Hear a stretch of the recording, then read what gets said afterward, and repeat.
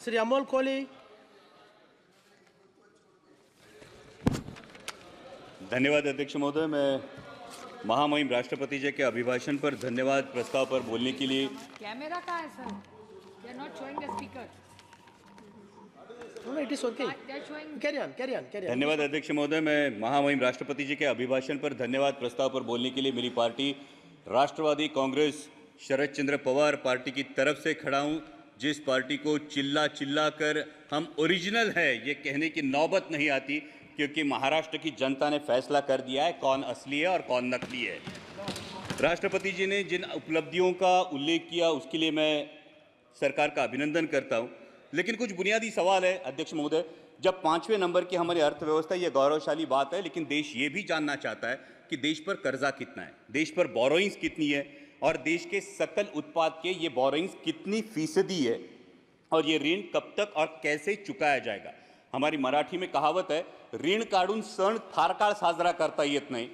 और इसलिए दूसरी बात है, महामहिम राष्ट्रपति जी ने जो कही कि 80 करोड़ देशवासियों को मुफ्त राशन दिया जा रहा है, तो 5वीं अर्थव्यवस्था के लिए क्या ये घोषणावह है? और दूसरा सवाल ये खड़ा होता है कि बावजूद इसके हंगर इंडेक्स में भारत का स्थान 125 देशों में 111वां है, जो पाकिस्तान, नेपाल, बांग्लादेश और श्रीलंका से भी नीचे है। क्या ये उपलब्धि है?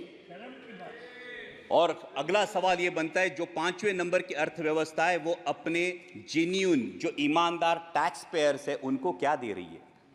ये टैक्स पेयर्स को अपने बच्चों को शिक्षा के लिए प्राइवेट स्कूल में भेजना पड़ता है, उनको अपने हेल्थ के लिए हेल्थ इंश्योरेंस निकालना पड़ता है। सर, नौबत तो ये है कि जब नॉर्मल मिडिल क्लास आदमी बाइक खरीदने जाता है तो उसको 28% जीएसटी देना पड़ता है, लेकिन इस देश में जो कोई हेलीकॉप्टर खरीदना चाहता है उसको सिर्फ 5% जीएसटी है।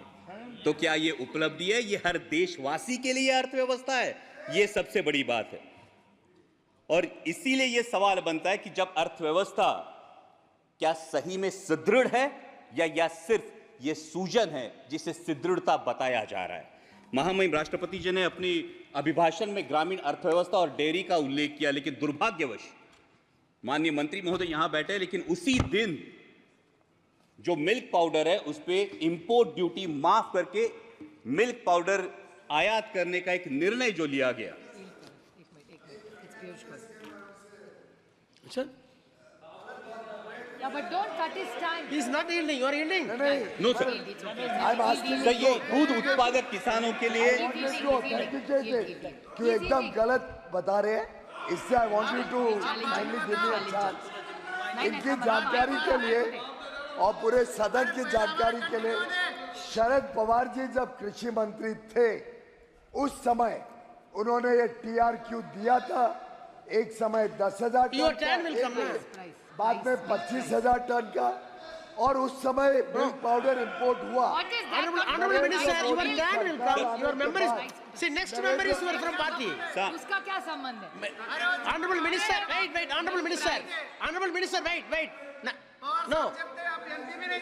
Immediately your member is going to speak. That time it can be debated. Sir, पुराने निर्णयों को लेके आज You वास्तविक carry on. सर आज Nothing will go वास्तविकता ये है देश में। सर, मैं माननीय मंत्री महोदय के संज्ञान में ये बात लाना चाहूंगा कि सर देश में मिनरल वाटर की बोतल 20 रुपए में मिलती है और हमारा किसान दूध 22 या 24 रुपए में बेचता है।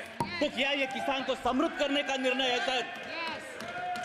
सर, मिनरल वाटर की बोतल 20 रुपए में बिकती है और हमारा किसान जो अपने पशुओं को पालता है उसको दूध बेचना पड़ता है 22 या 24 रुपए किलो में। तो क्या ये किसान के साथ न्याय हो रहा है?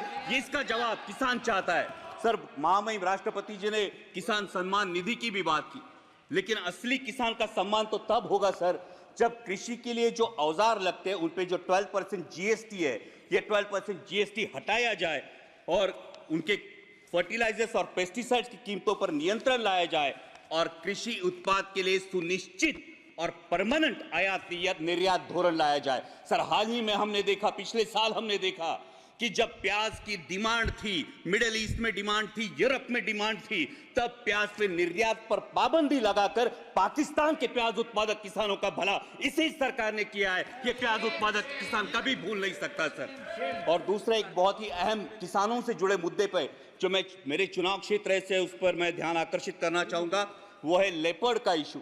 सर मेरे चुनाव क्षेत्र में जुन्नर वन विभाग के क्षेत्र में 700 लेपर्ड्स का अधिवास है सर, 700 लेपर्ड्स, और आए दिन किसी ना किसी पर हमला होता है सर। जब एक बाप अपने 3 साल के लहूलुहान बच्चे को लेकर सामने खड़ा होता है तब ये इसकी गंभीरता और ज्यादा महसूस होती है सर। 23 लोगों ने पिछले 1 साल में जान गंवाई है, और बार बार मैंने दरख्वास्त की है माननीय मंत्री जी से भी कि लेपर्ड रिप्रोडक्शन कंट्रोल के बारे में सरकार गंभीरता पूर्वक ध्यान ले।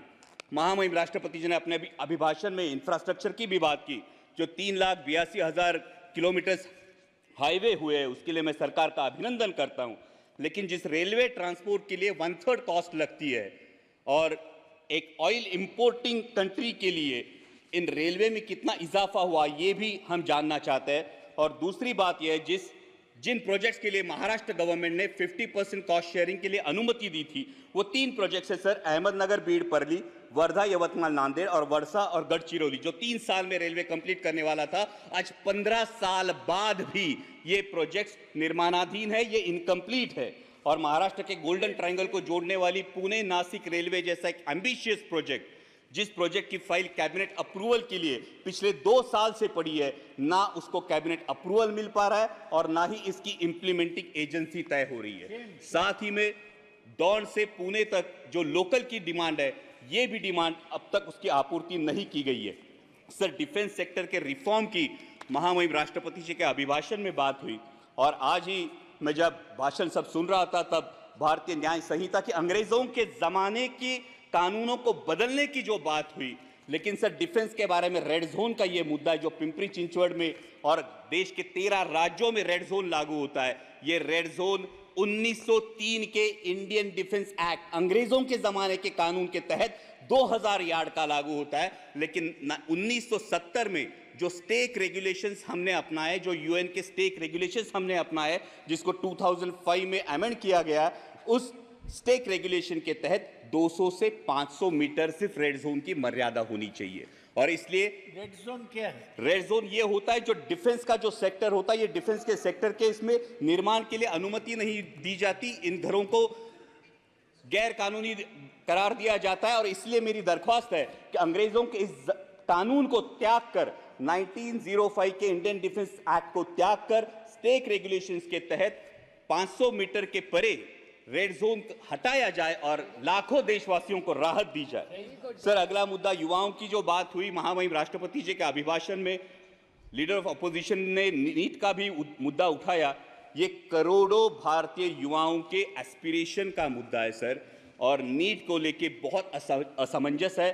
सब जगह पे नीट का सिलेबस सीबीएसई बोर्ड के तहत है। जो बच्चे स्टेट बोर्ड में पढ़ाई करते हैं उनको क्लासेस लगाने से कोई दूसरा ऑप्शन नहीं बचता, और क्लासेस की फीस लाखों में चली जाती है।